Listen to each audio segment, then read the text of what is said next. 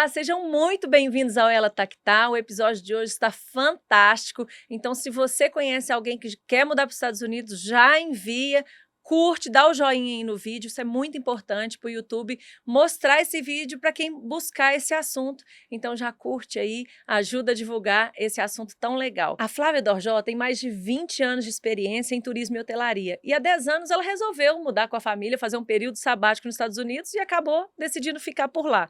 Durante esse tempo, ela viveu muitos perrengues, muitos, e descobriu uma paixão por conectar e compreender a vida dos imigrantes.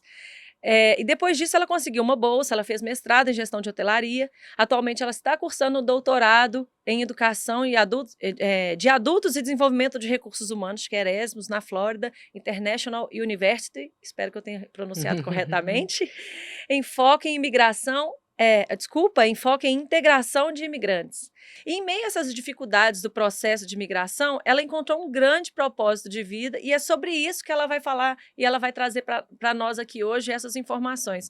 Diretamente dos Estados Unidos para o Ela Tá Que Tá. Bem-vinda, Flavinha. Obrigada, Paula. Muito obrigada pelo convite. Estou muito feliz de estar podendo falar, dividir um pouco mais sobre esse assunto, foi um grande perrengue que virou um grande propósito, um grande sonho. Espero que ajude muita gente com essas informações. Claro, e é sobre isso que a gente quer começar te perguntando, né? O que te levou a querer ajudar os imigrantes?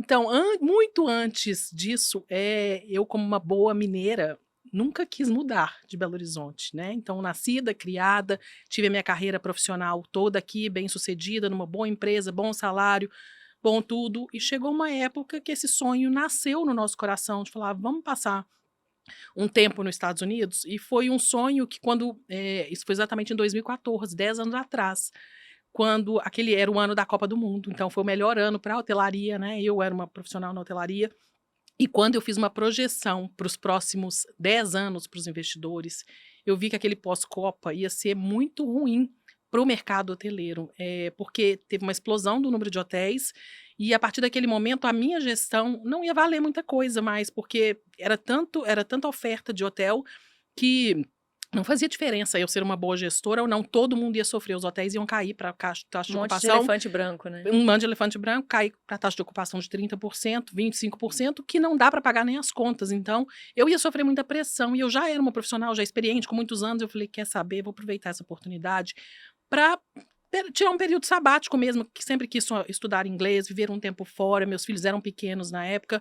Falei, quem sabe, como família, vamos viver isso. Então, quando eu fiz esse estudo, foi a coisa que me despertou. Falei, nós vamos ter anos terríveis pela frente, e realmente foi o que se concretizou, aconteceu justamente isso. A gente começou a sonhar, quando eu conversei com o meu chefe, falei, olha, eu vou sair, vou ficar um tempo fora. Ele falou, não vai, preciso de 6 meses para você sair. E ele falou, vou deixar você sair após a Copa. E justamente a Copa foi em julho, terminou em julho de 2014, nós nos mudamos para os Estados Unidos em agosto de 2014, e fomos como estudantes, justamente para estudar.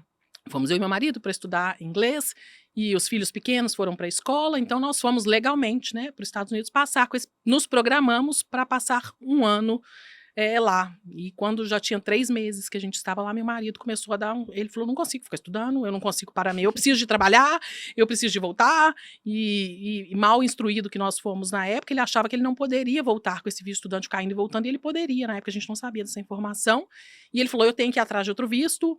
E ele tentou ir atrás de outro visto, deu certo para um outro amigo nosso, encontramos, ele falou, vai lá e tenta esse visto que vai dar certo, e realmente ele fechou com uma advogada de imigração, fez o visto com ela, o processo foi aprovado rapidamente, ele veio para o Brasil fazer essa entrevista de um visto já aprovado, ele teria que só buscar no consulado. Quando chegou no consulado, 31 de dezembro de 2014, eles seguraram o passaporte dele, o processo ficou retido, a gente não sabe por causa de quê.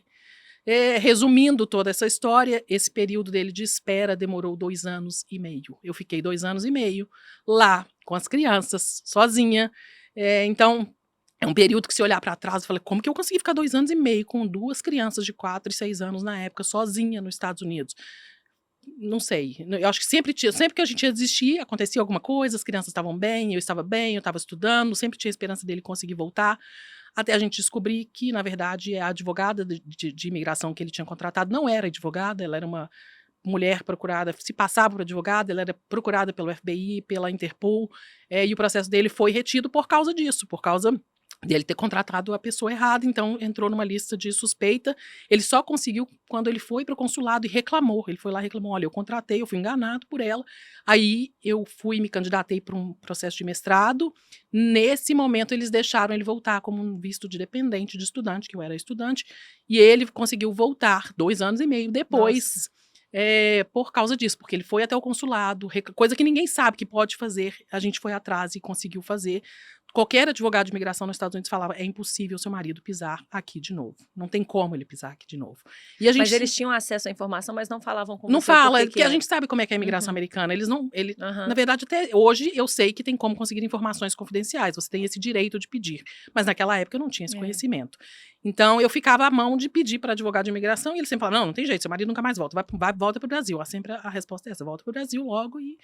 E a gente acabou que eu fui, né? Acho que eu fui aprendendo com essa história toda. Contando hoje, acho que talvez é mais fácil, né? Passaram os 2 anos e meio, ele conseguiu voltar, eu fiz o mestrado, consegui várias bolsas no mestrado, me formei lá fiz esses 2 anos de mestrado nessa faculdade, bem conceituada na minha área. Então, foi um processo bem legal, né? Foi um processo para mim, profissionalmente, de querer. Aí, nesse momento, eu queria voltar. Eu até pensei em voltar para a hotelaria, que era a minha grande paixão. Eu consegui Esse programa de mestrado foi muito interessante, porque eu consegui me conectar com pessoas muito legais da hotelaria americana. Legal. E nesse período também que ele não estava, também foi um período muito bom para mim, para os meus filhos, se eu olhar para trás, porque eu me conectei. Eu sou uma pessoa muito tímida.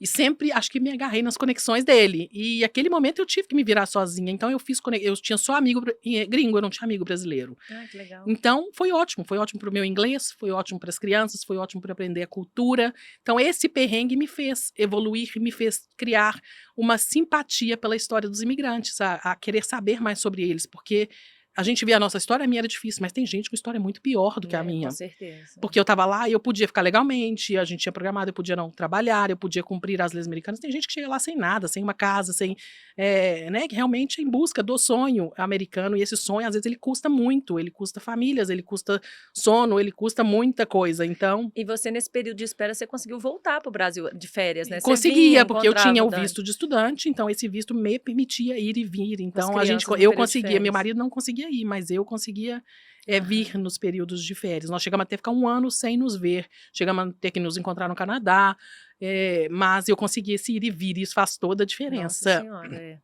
Tem gente que fica preso lá. Que preso lá há anos. Nós temos amigos que estão presos lá há 20 anos, que eles não conseguem sair. Nossa, gente. Eles até falam, né? É bom estar preso nos Estados Unidos. Não é bom, acho que estar preso em lugar nenhum, né? Você não ter liberdade de ir e vir, De ir e né? É vir, muito complicado. Ainda mais você com as crianças pequenas, né? Flávia? Acaba que pela idade deles, eles até sentiram, mas não entendiam muito bem o que estava acontecendo. A tecnologia ajuda muito, né? Ver por FaceTime. Isso é importante, porque mesmo meu marido estando distante, ele conseguia participar de eventos da escola, ele conseguia ter notícia, ele conseguia falar com as crianças todos os dias. Então, quem olhava de longe achava que aquilo era loucura da nossa família, né? E na verdade, as crianças, acho que eu ocupava muito tempo delas, isso também. O tempo todo que eu estava com elas lá, eu era voluntária na escola, eu levava eles em todos os passeios, sem imaginar, todos os programas que tem em parque, eles iam em tudo. E final de semana eu dirigia pra Disney 2 vezes por mês, eu saía de Miami. Nossa Era Senhora. 4 horas, eu dirigia pra Disney e ia pra lá pra eles passarem o final de semana inteiro ocupado. Então eu ocupava muito tempo deles. Hoje eu tenho preguiça de olhar pra trás e falar, meu Deus, como é que eu consegui aquilo tudo? Mas foi o que sustentou, né? Talvez foi o que me sustentou naquele tempo, porque se eu tivesse escolhido sofrer durante essa espera, talvez eu não teria conseguido. Escolha, foi uma né? escolha, foi uma escolha. De ser aguerrida ali e sustentar eu não sei o que me sustentou. Se eu olhar pra trás, eu falo, se eu soubesse que eu ia passar por isso tudo. Hoje você sabe quem te sustentou. Hoje eu sei aonde que era pra chegar. E você sabe quem te sustentou. Eu sei também quem me sustentou. Flavinha, eu fiz uma breve pesquisa aqui dos principais erros que as pessoas cometem quando querem mudar para os Estados Unidos. Queria saber se tem mais algum além desses que eu vou falar aqui. Não dominar ou não saber falar, entender o inglês, né? Não conhecer os vistos exigidos para ingressar nos Estados Unidos, desconhecer a cultura do país, né? O período de adaptação, não saber muito bem em qual área profissional pretende atuar, isso é engraçado, porque às vezes a pessoa tem uma formação que acha que vai atuar na área lá, né? Não se planejar financeiramente. Além desses, tem algum outro perrengue? Você quer falar desses aqui? O que eu mais vejo hoje, que talvez foi o meu também, foi pressa. A gente tem muita pressa de mudar. E essa pressa de mudar, você fala, eu quero ir embora, eu quero ir embora, eu quero ir embora. E o querer ir embora sem a programação devida e sem o conhecimento devido, ele pode te custar muita coisa. Se você não pesquisa direito, se você não está bem assessorado, como eu não fui bem assessorada, eu fiz escolhas muito erradas, que se eu tivesse esperado mais um pouco, se eu tivesse... então, hoje eu vivo muito isso, pessoas, eu quero mudar logo, e ela faz estratégias erradas. Né? Só que Eu quero ir com visto de turismo e vou ficar lá e vou migrar, não tem jeito. Você tem que fazer a coisa certa, que se você não fizer certo, você corre o risco de estar infringindo a lei de imigração e, em função disso, você se tornar inelegível para algo que você poderia ter. Então, a pressa hoje, para mim, é o grande matador de sonhos das pessoas do que quer morar fora. Você sabe, quando eu morei em Portugal 4 anos, você sabe disso. Eu fui assim, eu falo que eu não recomendo para ninguém, porque eu tinha passado no mestrado lá, eu não tinha bolsa, que foi um grande arrependimento não ter corrido atrás de bolsa, né? Eu vendi meu carro e fui, então eu sabia que eu tinha o dinheiro para pagar o mestrado, eu sabia que eu tinha que chegar lá procurar emprego, né? Sabia que a língua era parecida, que eu ia conseguir me virar. Cheguei lá, tive muita dificuldade, porque não é a mesma, não é a mesma, é português, mas não é português, né? E fiz umas contas assim, eu vou alugar um quarto, vou ter que comprar a internet, E assim, foi uma loucura que eu fiz, eu falo, e tinha um amigo que estava lá, que estava na faculdade do Porto, então ele deu algumas orientadas, procurou no jornal, na época não era assim, tinha quarto, que eu fiquei na casa de uma senhora, e eu falo que hoje, se eu pudesse dar um conselho para uma pessoa que vai mudar, se planeje, porque eu vi o pessoal que tinha bolsa, que tinha planejado, curtindo muito mais, assim, não só viajando, como aproveitando, como passando muito menos perrengue que eu passei, né? Não planejar é realmente um erro gravíssimo, e eu sabia, embora o meu caso também é muito privilegiado. Porque também trouxe uma história, né? Não, e é privilegiado, lógico. Me trouxe o marido, né? Trouxe o marido. Mas, no último mês, né? Poderia ter sido melhor até nisso. Mas o que eu falo que nós somos privilegiados, que eu sabia que poderia dar tudo errado na época que eu fui. Eu era muito nova, não era casada, não tinha filhos. Eu podia dar tudo errado, porque eu tinha lugar para voltar. Eu morava na casa da minha mãe, né? Então eu tinha um lugar para voltar. Eu não tava vendi tudo e fui. Mas tem gente que larga tudo e vai vende tudo, vende casa, e vai. Eu vendi meu carro e falei, olha, meu carro tem que sustentar aqui pelo menos os 6 primeiros meses. Então a única conta que eu fiz e deu errado. A conta era muito maior do que eu imaginava. Então eu acho que a organização, você tocou num ponto que de fato é o conselho que eu sempre dou para quem vai para qualquer lugar, né? Espera no seu porto seguro, né? Eu falo, espera no seu porto seguro e faz, ainda mais hoje. Hoje, em tempos de internet, é muito bom que as pessoas têm, é bom e ruim, porque elas têm a mesma número de informações boas que eles têm de ruins também. Então tem muita gente aí na internet buscando cliques, dando informações incorretas, erradas e motivando as pessoas aí nesse sonho. Vem, atravessa de coiote, faz não sei o quê, ou vem do jeito que faz, eu troco visto, aplica como... eles vão falar, aplica como fala algum tipo de visto aí que fala como se promovem como algo fácil, e não é fácil, é sem estratégia, realmente informação errada, truncada, e que vai te colocar em problema, em risco futuro, o que não faz o mínimo sentido, que está colocando o seu sonho em risco e correndo o risco de se tornar inelegível pela falta de instrução. Então é isso que você falou, tem gente que vai dar certo, né, e esse é o problema, tem gente que faz errado e dá certo. E os Estados Unidos esse da cultura americana, inclusive, esse assunto. Muita coisa lá é feita errado. Mas às vezes vai ser um que vai ser escolhido para ser punido. Então isso até no trânsito, por exemplo, lá não tem radar de trânsito. Mas você direto vê um guarda escondido na estrada ou nas ruas que vai pegar, tem 50 pessoas correndo, ele vai pegar uma só. E às vezes é assim também. Na imigração tem 50 milhões de pessoas fazendo coisa errada, mas ele vai escolher uma só. Agora, para saber se essa uma só vai ser você né? ou não, então a verdade tem que ser essa. Tem que tomar cuidado para não ser que seja você o escolhido quando estiver fazendo uma coisa errada. Com certeza. Então, para quem quer começar esse processo, qual que é o primeiro passo? Então, hoje, os Estados Unidos tem mais... A primeira coisa a falar, né? Eu não sou advogada de imigração, eu tenho que dizer isso. Então, eu não posso falar com a pessoa, olha, você pode contar o visto. Eu posso dividir a minha experiência e falar alguns dos vistos mais comuns, mas eu não posso dizer para a pessoa, você pode tal visto, tal... Né? Mas eu posso dizer sobre... Hoje, os Estados Unidos tem mais de 200 tipos de visto. Nossa. Então, que as pessoas às vezes nem fazem ideia que isso existe. Então, existe alguns tipos diferentes de imigração. Existe imigração de família, então você pode ir por ter laços familiares, que se for, aí tem direto, indireto, tem vários, tem 4 steps, e alguns têm uma espera muito longa. Existem os vistos de trabalho, né, que eles chamam de employment base, com base de emprego. Existe também visto de investidor, existe visto de um de empreendedor, de talentos especiais, então tem vários, né? Não vou listar aqui todos, mas o mais comum, que foi o que a gente conseguiu, que chama EB2NW, que é o Employment Based, categoria de emprego, segunda categoria, só que você não precisa de um sponsor, não precisa de uma proposta de trabalho. Não tem que ter alguém, um contrato de trabalho te convidando para Na morar nos Estados verdade, Unidos. não. Você se torna. Existem duas formas de ser elegíveis para esse visto. O primeiro é você ter pelo menos um bacharel no seu país de origem, mais 5 anos de experiência progressiva naquela área. Então, muitos brasileiros nem sabem, mas eles são elegíveis para esse visto, porque a grande maioria aqui tem uma formação, mais os 5 anos de experiência progressiva na área.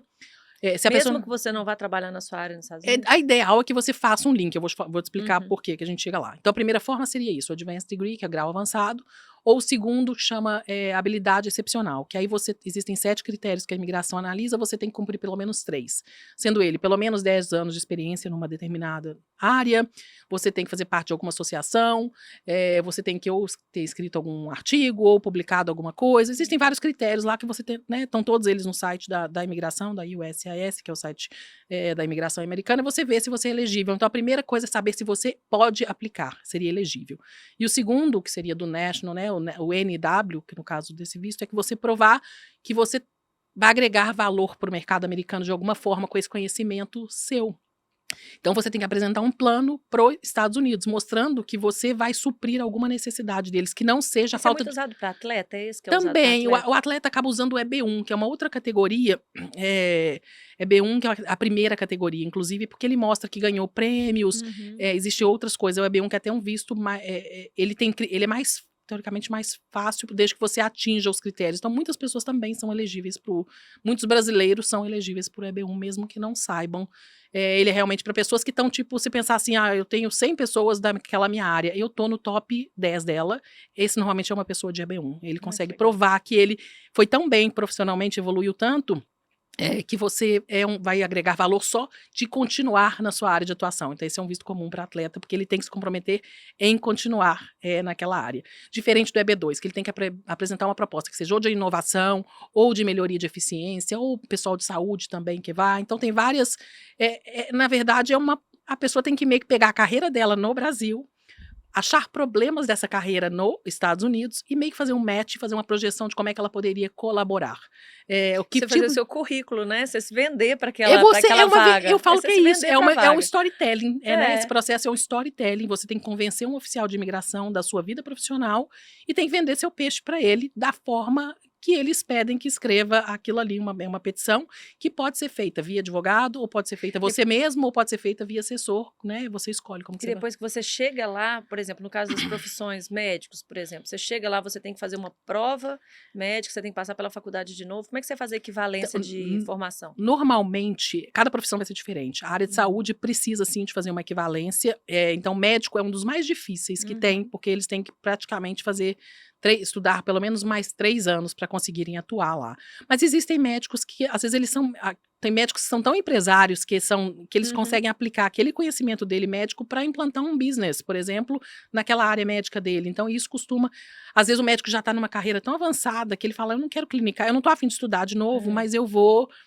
fazer alguma coisa ligada a isso. Então, é o make o match do que ele fez com o que ele pode fazer com aquele conhecimento dele e ele vai apresentar aquela proposta. Então, é possível um médico ir e não fazer a validação? Ou, às vezes, ele vai ter que fazer toda a validação. Tem gente, dentista, por exemplo, tem que fazer a validação, uma validação difícil, enfermeiro... Enfermeiro, a área de saúde, eles estão tentando até facilitar. Existe hoje um movimento. Porque eles necessitam dessas da área pessoas, médica, né? Só que existe esse processo todo burocrático que tem que fazer, que eles têm que fazer essa equivalência para a segurança do país. E você não pode usar como justificativa que aquela área, por exemplo, tem necessidade profissional. Ele não é aceito como argumento nesse visto. Tem que ser realmente agregar valor de outra forma que não seja a falta de profissionais, mas sim o profissional que você é. Então é um visto muito usado hoje para tudo. Então tem cabeleireira que usa, tem piloto de avião também tem que fazer equivalência, ele tem que tirar a licença dele lá. Então é um visto bem utilizado. Os engenheiros não precisam de fazer, engenheiro, por exemplo, não precisa de fazer nada, administrador, então tem de tudo, é um visto que tem tatuador que consegue, as pessoas assim, que você fala assim, qualquer profissão pode, desde que ela cumpra os requisitos e consiga vender o peixe dela. E esse oficial que analisa é um oficial médio. Então, é igualzinho no visto-turismo, a pessoa vai lá pedir, ele olha pra sua cara e fala sim ou não, É. ele vai falar sim ou não para aquela petição sua. E o fato de você não conseguir de primeira, pode acontecer de você só simplesmente aplicar de novo e ele pode ser analisado por uma outra pessoa e você ser aprovado. Então, é um processo de resiliência, de fé, de tentativa que Uma você aprende. loteria também, né? Mistura, eu falo que ele é 50% sorte, 50% estratégia sua. Montar Montagem, corretamente porque o às vezes você processo. fez, você não montou corretamente, e aí às vezes vem uma informação do oficial sobre aquele processo seu, e você pode melhorar ele, mandar de novo e ser aprovado. Então, a imigração americana é um órgão muito antigo, é importante falar isso. Ele, para mim, E eu as pessoas comparo. não têm essa Não sensação, tem a né? sensação que é Acha tudo que é tudo moderno. Se eles moderno. te pedem um documento lá, eles te pedem às vezes via fax. Você Nossa. fala, meu Deus, como é que eu mando um fax hoje? Eu tive que explicar como é que manda um fax. Tem as bibliotecas, todas americanas têm fax. Nossa. Porque os órgãos lá do governo usam fax ainda, escolas usam fax. É uma coisa meio que impensável os Estados Unidos ter isso, mas tem. Olha. Tem os apps, que aí você tem que mandar um fax, às vezes você baixa um app no seu celular para tirar uma foto e mandar um fax lá para... Acontece, Gente, não então... imaginava. Eu falo que a imigração é tipo um Detran, sabe? Pensa no Detran, a gente Sei. reclama do Detran aqui, não, ele é muito pior. Ela é bem pior. E é isso, apesar do país ter um número muito grande de imigrantes, hoje os Estados Unidos tem em torno de 20% da população de imigrantes, em alguns estados como Flórida, Massachusetts, que são estados bem mais populosos, Nova York, talvez tenha 30% da população são de imigrantes. Gente. É muita gente, é um número muito alto. E existem outras coisas. Então, em vez deles melhorarem, trazer uma eficiência para esse processo de imigração de imigrantes qualificados, eu, como uma estudante aí desse assunto, eles abrem a fronteira. As ONGs americanas estão lá. Quando a gente vê essas notícias, a pessoa está atravessando, existe uma ONG financiada pelo governo que está deixando aquelas pessoas atravessar porque precisa daquela mão de obra barata lá dentro. Eles precisam. Só que, em vez de melhorarem o processo legal, eles abrem as portas, abrem a fronteira, porque é uma forma de manter aquela mão de obra. É uma escravidão moderna. É muito triste o que acontece. Eles colocam essas pessoas para dentro propositalmente. As ONGs ficam lá alimentando eles na espera, dando esperança, dando hospedagem, para que eles suportem aquele período da travessia e assim que eles atravessam, eles viram uma mão de obra para o país, porque eles procuram emprego. Mas a ONG regulariza? Não. Não. Mas deixa passar ilegal. Deixa passar deixa passar ilegal. Eu não legal. estou te vendo, mas vai passando, que uma vez que você entrar, você vai ter emprego, você vai trabalhar, você vai seguir sua vida ilegal aí. Uma hora eu vou pegar um ou outro e devolver, mas a grande maioria vai permanecer lá dentro. E vai. Aí, às vezes, ele tem um filho, o filho dele, depois de 21 anos, deixa ele se regularizar. Então, ele espera esse período para se regularizar. Ou, às vezes, ele faz um casamento falso lá dentro e se regulariza. Então, existem vários... São essas informações que prejudicam o correto, né? Isso. Então, assim, eles também não melhorarem o sistema, não serem eficientes no sistema legal, torna o sistema ilegal muito, muito usado para pessoas em desespero. Aquela travessia é feita para pessoas em desespero, que sonham, que tem aquele sonho lá, mas é um sonho que é o que acontece na nossa fronteira do Haiti, né? O pessoal desce no desespero e ali o Acre está cheio de gente que imigrou correndo e a gente não tem esse processo de aceitação, a gente tem que acolher, o governo tem que acolher. Venezuela, né? E o Haiti, a gente teve um movimento muito grande de pessoas vindo para cá. No desespero, de sair do país, né? Isso aconteceu no mundo todo, né? Se for pensar na Europa também, acho que só a Ásia é um grande, né? A Ásia, Índia, eles são países que imigram muito, por exemplo, mas eles não deixam ninguém entrar na terra deles, né? Lá aqui não. Eu vou para as outras, mas ninguém vem para cá. Então é isso, a imigração é um tema, é uma paixão minha, é um tema que está presente no mundo desde sempre, mas não, parece que o mundo não evoluiu nesse aspecto de imigração. A gente consegue comprar uma mercadoria na China, ela chegar aqui em 10 dias, mas eu não consigo migrar um trabalhador de um país por outro em um ano. Hoje é um processo longo. Então, não existe essa eficiência de... Isso que eu ia te perguntar. Existe um prazo definido ou também depende do processo? Então, hoje, um EB1, por exemplo, que é o de primeira preferência, que é o caso que é muito usado às vezes para atleta, para pessoas muito tops, é um processo que a gente chama de corrente. A partir do momento que você aplica, a pessoa consegue meio que mudar para os Estados Unidos. É um processo que do início ao fim acaba durando, sei lá, quase 6 meses, 1 ano. Esse EB1, que é o mais rápido. O EB2, hoje, a pessoa aplicando, que é o mais comum, né, que é o que está mais popular aí, a pessoa acaba dando 1 ano e meio entre a aplicação, dando tudo certo e ela conseguir mudar, existe uma espera nesse processo. Então, acaba que é um planejamento de 1 ano e meio aí para a pessoa conseguir efetivamente fazer a mudança. Mas a mudança correta, entrar pela porta da frente, entrar e já receber o seu green card na mão, faz toda diferença na história. Faz diferença, mas não quer dizer que a vida vai ser fácil, não, porque tem muito perrengue lá também. Eu falo que é a primeira vitória, é entrar pela isso porta. É isso que eu queria que você ajudasse a desmistificar, né? Esse sonho americano. Flavinha, dá um choque de realidade aí nas pessoas. O que é estar fora do país? As coisas boas, tem muita coisa boa, e as coisas ruins. Então, acho que a primeira coisa que todo mundo olha e fala, você ganha em dólar. É maravilhoso ganhar em dólar, mas a gente gasta em dólar também. Então, né, tem que pensar... Saúde é caríssimo, né? Saúde é caríssimo. Você tem que aprender a navegar num sistema novo. Então, a gente fala que quando você chega lá, você ganha um CPF novo. Você nasceu de novo, profissionalmente. Então, se você era um profissional aqui bem sucedido, a chance de você chegar lá, você chega lá... Eu tenho até uma história interessante minha. Quando eu fui procurar emprego na hotelaria, no mestrado, quando eu apresentava meu currículo, eles falavam que eu era overqualified para a maioria das vagas, porque ninguém me queria me contratar como... Aqui eu era gerente geral de hotel, ninguém numa empresa americana ia me contratar como gerente geral lá, entendeu? Porque é um cargo de responsabilidade, é um cargo alto, que aqui eu demorei para conquistar, não é uma coisa que eu ia conseguir da noite pro dia. Quando eu fui conseguir emprego, eu consegui emprego às vezes muito... Ou eles falavam que eu era overqualified, que eles não tinham vaga para mim, ou quando eu tinha que, para formar no mestrado, eu realmente tinha que trabalhar. E aí eu falei, sabe o que eu vou fazer? Eu vou para uma feira, onde eles vão cobrar só meu currículo, porque é algum lugar que precisa de alguém para trabalhar. E aí eu fui numa feira da faculdade que eles estavam contratando, e aí você só tinha que estar disponível, entendeu? Aí não pedia nem currículo. Aí eu falei, ótimo, ninguém sabe qual que foi meu passado aqui. Você entrava lá só disposta. E eu fui ser barista da Starbucks na faculdade. Que gente, eu chorei todos os dias, era todos os dias, porque ninguém conhecia meu passado, e eu ganhei realmente um CPF novo ali, era um downgrade. Mas assim, me deu uma semana lá, eu era a melhor barista de lá. Eu realmente, né, eu chorava todos os dias, porque a pessoa me humilhava, quem era minha chefe, ela me humilhava todos os dias, você tem que aprender rápido, ela me maltratava todos os dias, eu falava, meu Deus, o que eu tô fazendo aqui? Eu pensava tudo, que eu não volto pra casa. O Dani já estava lá, não? Já estava lá. E eu chorava todos os dias, eu falava, meu Deus, o que eu tô fazendo aqui? Mas aí deu 40 dias que eu estava lá, a mulher já me amava. E aí, só que aí o Dani tava tomando café numa outra Starbucks, coincidentemente, e aí uma gerente da região, sentou pra ele e falou, foi tudo bem com seu café? Ele falou, foi tudo bem. Aí ele falou assim, olha, eu queria te fazer uma pergunta, minha esposa tá formando em hotelaria agora, e ela tá trabalhando na Starbucks lá na faculdade, será que não tem nenhuma vaga aqui? Ele falou, tem, eu tô com uma vaga de assistente, de gerente da loja, pede pra ela me mandar o currículo.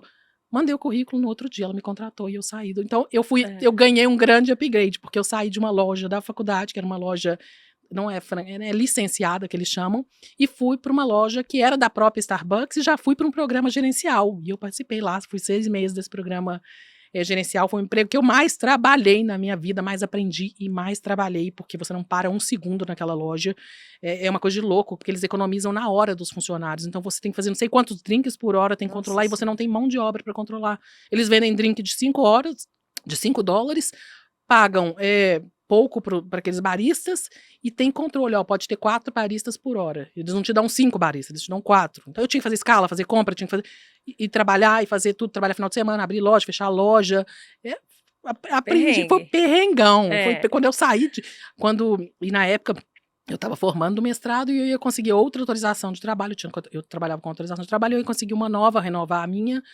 após a formatura, que eu tinha 1 ano de trabalho. E aí eu falei, gente, é minha oportunidade, eu vou ter que sair disso aí, eu não consigo, sabe? Eu doía fisicamente, eu falei, eu acho que eu tenho capacidade pra mais, eu tô desperdiçando a vaga de alguém, qualquer pessoa que você treinar consegue ficar nessa vaga. Eles falaram, não, você volta. Eu tinha medo até de passar na porta da loja depois. Foi uma boa experiência, mas eu falo, meu Deus, não. Hoje você nunca mais pede um cafezinho do mesmo jeito. Eu tomei preguiça não posso falar, na verdade, ver aquela bebida todos os dias, aquela comida todos os dias, prepará-la todo dia, hoje eu olho com um certo desprezo, sabe? Minha filha, todo dia ela fala, quero Starbucks. Eu falei, você tinha que trabalhar lá uns dias, pra ver se você para de gastar um pouco essa Starbucks aí. Maravilha. Flavinha, e as vantagens? As vantagens, acho que segurança. Acho que tudo é muito prático. Então, por exemplo, eu falo que quando eu venho pra cá, eu sinto a diferença. Todas as compras que eu faço compra online, pick-up, passo no supermercado, pego muito acesso a produtos bons, então eu consigo comer a melhor comida. Acho que talvez as frutas a gente tem um pouquinho de fruta aí que não são iguais às do Brasil em sabor, mas você consegue comprar os produtos muito bons. Segurança, eu acho que a leveza das pessoas em alguns aspectos. Então, Nós moramos 8 anos na Flórida, mudamos para Carolina do Sul, para uma região mais tradicional. E lá eu vejo uma leveza em vestir, leveza em julgamento das pessoas. Então, se você tá vestindo uma roupa boa, ruim, se tá maquiado ou não, você vai no Sai de supermercado chinela, pijama. ninguém tá nem aí pra você, entendeu? Eles não querem saber onde você trabalha, o que você ganha, o que você faz, o que você tem. Todo mundo é bem, eu entendo as pessoas bem aceitas, menos julgadas do que são. Aqui eu gosto dessa leveza. Você demora pra fazer amizades muito mais do que aqui, mas quando você faz, aquelas amizades são sinceras, são pra vida toda. E hoje, quando eu olho pra trás nessa história toda, eu falo, 10 anos se passaram. Quanta gente eu conheci nesses 10 anos. Quando eu vejo as pessoas que trabalharam comigo, eu falo, elas estão no mesmo lugar, fazendo as mesmas coisas, e eu já conheci, sei lá, quantas pessoas de quantas culturas, quantas histórias, quantas coisas que a gente se conectou. E é tão bom ver isso no mundo, dá brilho nos olhos, saber que onde você passou, você deixou rastro. Toda vez que você movimenta, eu penso muito nisso, toda vez que você movimenta, você gera um resultado completamente diferente, né? É, Nos 4 anos que eu passei em Portugal, ontem uma pessoa falou que ia mudar para Portugal e eu comecei a conversar com ela no aniversário que eu estava e eu disse para ela assim, aproveita todos os segundos, porque você pode passar 1 ano ou 4 como eu passei, vai parecer 20 anos de experiência na sua vida em relação às demais pessoas da sua idade. Falei com ela, toma cuidado, seja você, adapte ao ambiente, né? Muito cuidado que você está fora do seu país, a questão de segurança, de droga, falei com ela, falei, mas aproveita. Oportunidade de viajar, vai. Porque você não tem os compromissos sociais, você fica por conta de conhecer coisas, culturas, pessoas. E ela olhou para mim e eu falei assim, eu tô te falando agora, talvez você não tenha noção, e parece que vai ser uma experiência legal, mas vai ser os melhores anos da sua vida. Uma coisa que você vai carregar para sempre, a experiência que você teve ali fora de casa, né? Eu passei muito perrengue, mas eu também tenho muitas histórias incríveis, né? E devo muito a esses 4 anos que eu passei lá. Flavinha, você começou a contar que o Dani voltou, então, né? O Daniel, seu marido, voltou para os Estados Unidos com a questão do visto de estudo. E quando foi que vocês conseguiram o green Aí, card? enfim, teve outro perrengue depois, não foi só esse dessa advogada do FBI, né, que me chegou na história do FBI, né. Aí a gente falou, vamos contratar. Quando ele foi conseguir esse outro visto, ele conseguiu voltar, no consulado falaram... Eles devolveram o passaporte para ele quando ele fez a reclamação? Aí ele foi pedir um outro visto. Na época eu fiz um programa paralelo, eu consegui o visto, esse mestrado nos Estados Unidos, eu fiz paralelo um mestrado na Europa. E quando ele foi Já aplicar... pensando em mudar para a Europa, Falei, né? eu vou fazer um plano B, porque se não der certo de eu ficar aqui nos Estados Unidos, nós vamos para a Europa, porque a gente não queria voltar para o Brasil, era uma decisão de família de não voltar para o Brasil. E aí, quando ele foi pedir esse visto para o consulado, ele falou assim, olha, eu estou pedindo pela última vez esse visto aqui, porque ele já tinha pedido várias vezes e eles tinham negado. E se não der certo, nós estamos indo para a Europa, tá aqui. Eu já tinha tirado o visto, eu tinha que fazer um mestrado na Holanda. Ele falou, tá aqui o visto da minha esposa, ela já tá com o mestrado na Holanda, ela foi aceita, tá aqui, o visto já estava no passaporte para a Holanda. E se não for aceita, a gente vai para os Estados Unidos. Aí ele falou, não, nós aceitamos você de volta. Vocês vão para a Europa, né? Aí ele falou, quando ele mostrou isso, ele falou, não, os Estados Unidos precisam de gente como você, mas da próxima vez que você for, escolha um bom advogado, não, escolha o melhor, né? E ok, aí nesse processo acabou o meu mestrado, a gente tinha que buscar um outro visto. E eu falei, vou buscar o melhor advogado, né? De novo, vamos buscar o melhor. E aí fui no que tinha um cara que tinha um bom review, que tinha dado certo para todos, vários amigos nossos, pesquisamos, fomos até ele, e ele falou, ok, vamos fazer o processo de vocês, foi fazer o EB2, mas não me deu explicação, não sabia nada, não sabia informação nenhuma. E fizemos esse processo com esse advogado, pagamos tudo, paga tudo antecipado, e fizemos, e ele não dava muita informação, passou 1 ano e pouco desse processo, na época estava demorando mais, passou 1 ano e pouco desse processo, a gente não teve resposta, mas enquanto você não tem resposta, você pode ficar lá, esperando. E aí, quando a gente teve a primeira resposta desse processo, na verdade, nesse intervalo entre eu ter aplicado, eu comecei a me inteirar mais desse processo. Eu entrei num Telegram de pessoas que aplicavam sozinha para esse processo, comecei a me inteirar, enquanto na espera eu comecei a pesquisar mais. E aí, enfim, depois de um tempo nós recebemos um update desse processo, que quando o oficial recebe o seu processo, ele tem a opção de aprovar, ele não pode negar nunca direto, ele pode aprovar ou pode pedir mais evidências. E esse oficial pediu mais evidências do caso do meu marido, como se ele não tivesse lido a petição dele, o que às vezes é até comum de acontecer, e a gente nem sabia o que significava isso. Aí nesse momento eu comecei a me inteirar para ajudar o advogado com as informações que ele precisava. Eu comecei a inteirar, falei, gente, mas não tá tudo que precisa nesse processo, tá faltando coisa aqui. E aí comecei a me inteirar e respondemos. E quando nós respondemos, o processo foi negado. E nesse que você tá negado, você tá às cegas, porque aí você já não tem mais status, a gente não sabe quanto tempo que tá durando, o advogado simplesmente meio que desapareceu do mundo pra Nossa. gente, deixou na mão. E foi aonde eu falei, eu vou fazer esse processo. Eu vou fazer esse processo dele. Agora que eu já comecei a estudar, eu vou fazer esse processo dele. E aí comecei a estudar, entrei nesse grupo de self, de pessoas que fazem sozinhas esse processo, uma pessoa encabeçou ele, encabeçou e divulga esse grupo, e hoje eu sou até uma administradora desse grupo, de tanto que eu colaborei lá, montei o processo do meu marido no limite que a gente tinha para enviar ele de novo, enviamos ele de novo, demorou mais um ano, mais um ano e pouco para esse processo andar, e nesse intervalo eu já estava estudando mais ainda. Eu falei, quer saber? Sempre me falaram que eu não sou elegível para esse visto. Os advogados falavam que eu não era elegível. E eu falei, eu lendo as regras, eu sou elegível. Eu vou fazer meu processo também. Aí eu fui e fiz o meu também. Um ano depois que eu já tinha feito o dele, eu fiz o meu também. Fiz em 20 dias, sentei e falei, vou fazer. E fiz. E aí, enfim, passou um tempo, o dele recebeu outra RFE, que a gente chama, outra pedido de evidência. E aí, nesse pedido de evidência, foi ótimo, porque muita coisa tinha acontecido, eu já entendia do processo. Aí, quando eu mandei esse pedido de evidência, ele já tinha feito muita coisa no trabalho dele nos Estados Unidos, ele conseguiu mostrar, ele já tinha Só pra gente clientes. contextualizar, né, Flavinha? O Daniel, ele é empresário, né? Aham. Jogador de futebol. Então, ele trabalha de qualquer lugar No do mundo, mundo. né? E ele tinha atletas nos Estados Unidos, na Europa, no Brasil. Então, ele tinha muitas evidências. Ele poderia, é uma profissão que tem muita aceitação, né? Então, ele tinha muita coisa nos Estados Unidos nesse intervalo que a gente conseguia mostrar de novo e aproveitou isso. E acabou que o meu processo foi aprovado uma semana antes do dele, apesar de ser depois. E então o dele tem exatamente fez um ano. O meu foi aprovado 8 de maio de 2023 e o dele foi 15 de maio de 2023. Nós ficamos com 2 processos aprovados. Então foi uma grande vitória. E desde que isso, né, se concretizou, eu já estava ajudando muita gente informalmente. Isso se tornou um propósito de vida, porque eu falei, gente, uma amiga minha falou, Flávia, você vai fazer o meu processo. Eu falei, eu não faço processo de ninguém, eu fiz o meu marido do meu. Falou, você vai. E nisso, pessoas já estavam me pedindo opinião, e eu já dava opinião para muita gente, guiava muita gente, estudava. Tinha gente que contratava advogado e me pedia para assessorar ela, para ver se o advogado estava fazendo a coisa certa, estava cobrando tudo, se tinha alguma forma. A gente quer até mostrar a foto, e desculpa te interromper, Flavinha, deles com o passaporte, não, com o green card na mão, a família toda. E essa história do green card, ela é tão interessante, porque eu tinha uma promessa de Deus que eu ia receber o green card no dia do seu aniversário, e ele foi emitido no dia do meu aniversário. E ele veio escrito, tá lá nele, ele tem 3 vezes, aparece no meu, aparece 3 vezes o meu aniversário.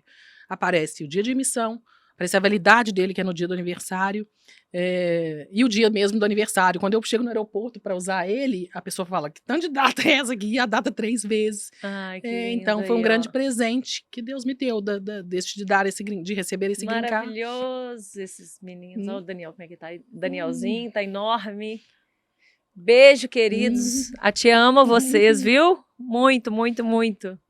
Eu sofri muito aqui, sou muito amiga deles, né? São meus padrinhos de casamento, e o Daniel encontrava com ele nesse período que ele ficou aqui retido no Brasil, no limbo, né? Ele morou na casa da sua mãe, inclusive. Foi. E ele falava, Daniel, o que está acontecendo? Ele falou, não sei, eu não sei o que está acontecendo. E aquela angústia, aquele desespero, né? E a gente pensando, meu Deus, o que vai acontecer? Como é que eles vão suportar isso? E graças a Deus aí, né?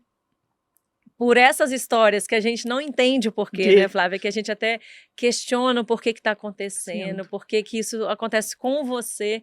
Você vê que Deus te despertou uma possibilidade de não só fazer disso um propósito de vida, de ajudar pessoas, como também trazer um novo trabalho, né? Uma nova história, uma nova experiência. Totalmente diferente, né? Totalmente diferente da minha carreira, de certa forma, mas que trabalha muito o atendimento, né? Servir. Então, hoje eu faço questão que as pessoas tenham a informação correta, que elas não sejam enganadas como eu fui, porque eu fui enganada muito por mim, por não saber e não buscar. A falta de conhecimento. A falta de conhecimento. Então, eu não deixo hoje, independente de se eu estou vendendo o serviço ou não, eu faço com que a informação chegue, eu brigo para que essa informação chegue, para que a pessoa não seja enganada. Eu não quero que ela seja enganada e sofra como a nossa família sofreu. Teve um preço sofrer aquilo ali, mas que hoje a gente carrega, hoje foi uma coroa de flores linda, porque hoje eu não carrego só os nossos green cards. Hoje, nesse último ano, a gente conseguiu fazer com que eu consegui atuar em 20 green cards de outras famílias. Então, não foram 4, foram 80. Então, é uma multiplicação linda, porque você está mudando a vida de gerações. Porque meus filhos, eles têm possibilidades que eu não tive. Os filhos de outros filhos, então a gente constrói, é uma linda se história. Mesmo, É uma linda história, porque eu me conecto com pessoas que eu falo, gente, da onde essas pessoas surgiram? De repente eu tô lá na casa dela, conversei com o filho, e eles falam, Flávia, eu faço oração pra você todos os dias, você mudou minha vida. Então, assim, é uma coisa natural, mas que a gente, é um propósito de vida que eu acho que faz. Nesse meio tempo, vocês já eram, né, muito ligados aí a Deus, mas nesse meio tempo vocês se aproximaram muito mais, aproximou, né? Eu falo que, né, Deus me colocou nisso pra encontrá-lo no meio dessa história toda, porque eu não podia contar pra ninguém, eu não conseguia contar pra ninguém coisa que eu não sabia, mas eu tinha um caderninho onde eu escrevia cartas pra Deus, desde que esse processo começou, lá em 2015, 16, eu tenho um caderninho onde eu escrevo cartas pra Deus, e contava tudo que estava acontecendo, não contava pra ninguém, mas contava pra Deus. Quando eu olho pra esse caderno hoje, eu abro ele, tá tudo lá, todas as promessas, a promessa do brincar, a promessa para sustentar, o dia da promessa, então tudo foi escrito e prometido, então né? Nossa, é muita emoção, muito, parabéns, parabéns, eu fico muito orgulhosa, muito, você sabe que eu te amo, né? Eu vou apertar aqui, a gente sair de cena aqui, que eu amo esse povo. Flavinha, depois disso, vocês não só montaram uma assessoria, né, para ajudar pessoas, como também vocês montaram um curso, para quem gosta de ser autodidata aí, né? Conta um pouquinho disso. Então, curiosidade, eu me conectei com uma outra pessoa que também passou pela mesma situação, também com o marido, que também é da área do futebol, coincidentemente. Ela é minha sócia hoje. Nós não nos conhecemos pessoalmente. Uma história engraçada, que a gente trabalha todos os dias, nos falamos todos os dias, tem uma empresa, Mentira. Não nos conhecemos pessoalmente. A foto das duas juntas é uma montagem. Não nos conhecemos pessoalmente. Vou conhecer, Thali, vou te conhecer. Enfim, nós nos conectamos e montamos um curso. A gente falou assim, as informações hoje são muito perdidas. Vamos montar um curso para que a gente possa, qualquer pessoa que estiver fazendo esse processo, independente se ela resolver fazer via assessoria, via advogado, fazer sozinha, ela tem que saber as informações básicas do como montar esse processo, como é que ela tem, que informação que ela tem que fazer. E nós montamos esse curso que chama Passo a Passo, Brincar, mostrando, ensinando para uma pessoa o que ela precisa para poder montar esse processo dele do início ao fim. É um passo a passo realmente do planejamento até chegar que fantástico. ao Brincar. Então a gente tem hoje esse curso no Hotmart. Nós também somos administradoras desse curso no Telegram, que pessoas chegam lá sozinhas e querem aprender sobre o processo. Existe uma comunidade de mais de 3.500 pessoas que Nós se vamos ajudam. deixar o endereço, viu, gente? Nós vamos deixar o endereço aí abaixo, para quem quiser encontrar a Flavinha no Instagram. E temos um Instagram, onde a gente divulga coisas, né, do visto, da vida americana, e temos também um canal no YouTube, onde a gente entrevista imigrantes, para contar os perrengues dele, como é que foram as adaptações. Passo a passo. Fala chama Vida do Imigrante. Vida do Imigrante. A gente no YouTube, onde a gente entrevista várias pessoas que passaram pelo processo, ou estão passando, ou já estão lá se adaptando, ou mães, ou várias histórias aí de imigrantes que a gente gosta de contar, por uma visão dele, de contar os perrengues dele, quais foram as vitórias, quais foram as coisas boas, adaptação de filhos, tudo. É uma história gostosa e leve, mistura coisas do visto, mas também coisas da vida americana. Inclusive, né, quem não chora não mama, vai ter aí um QR Code na tela para vocês, esse é um QR Code de desconto, né, para o pessoal do Ela Tá Que Tá. Até que dia?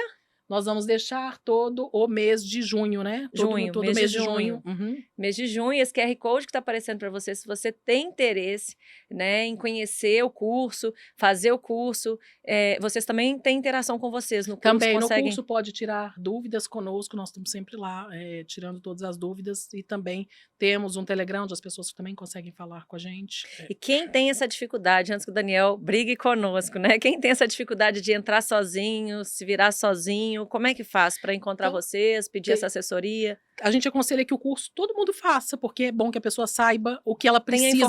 Quanto mais a gente colabora com uma pessoa que está fazendo a petição, melhor ela fica em todos os aspectos. Mas tem gente que fala assim, eu não tenho tempo, eu não tenho capacidade de escrever, eu não tenho tudo, e às vezes elas precisam que a gente terceirize, né? Fica insegura, não escreve inglês, então terceiriza todo esse processo. Nós também, a nossa assessoria também faz isso, de montar toda a petição para assessor. Tem gente que faz o curso, às vezes consegue começar a montar, mas precisa de uma conferência, a gente vai fazer a conferência. Precisa de terceirizar todo o processo, também fazemos toda a terceirização.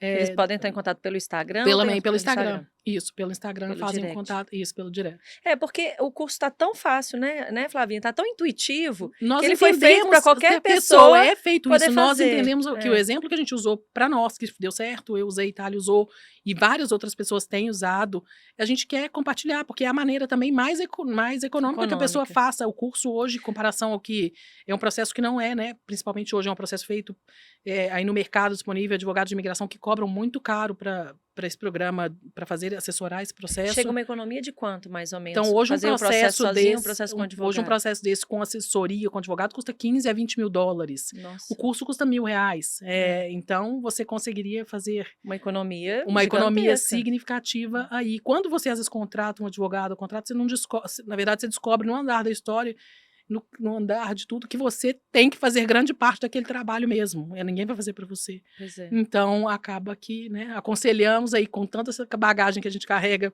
por eu todos esses anos, aconselhamos o curso. Não é vender, não é querer vender aqui, não. Mas realmente pode ver os reviews, né? Lá, inclusive, é o curso que tem o maior número de reviews positivos. Nós temos muitas vendas e muitos elogios no último ano. Aí, que a gente está atuando lindo, Flavinho, parabéns. Eu estou muito, muito, muito orgulhosa dessa turma aqui. Flavinha, por último, eu tenho uma curiosidade. Eu gostaria de saber se a situação política pesou na decisão quando vocês saíram do Brasil. Na verdade, não era só política na época. A minha decisão, quando eu fiz o que eu te falei que eu fiz, 2014, foi o ano da eleição da Dilma. Mas quando a Dilma foi reeleita, a gente já estava nos Estados Unidos. Então, primeiro, a decisão, o caminho político já nos despertou, mas para mim, o que mais me despertou foi, além de tudo, foi quando eu fiz esse estudo da hotelaria que eu falei, mas eu vi a corrupção estar dentro do corporativo. Entendi. Eu tive uma situação que falava assim, você é obrigado a comprar tal produto. Não, mas esse tal produto não é o melhor. Ele não é o que vai atender os meus hóspedes melhor. Você é obrigada a comprar tal produto, que é o produto credenciado dentro da empresa.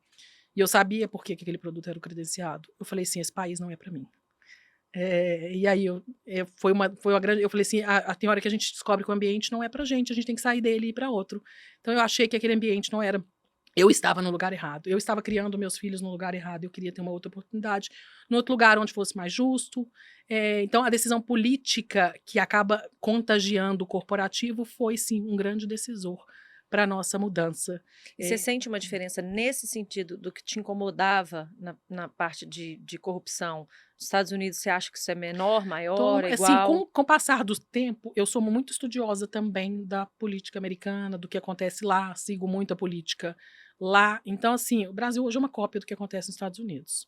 Uma miniatura. Então, assim, você foi para um lugar melhor. Guardado as suas devidas proporções, mas Estados Unidos é mais forte economicamente, é mais forte, acho que culturalmente é mais forte, os americanos são mais patriotas, eu diria, do que...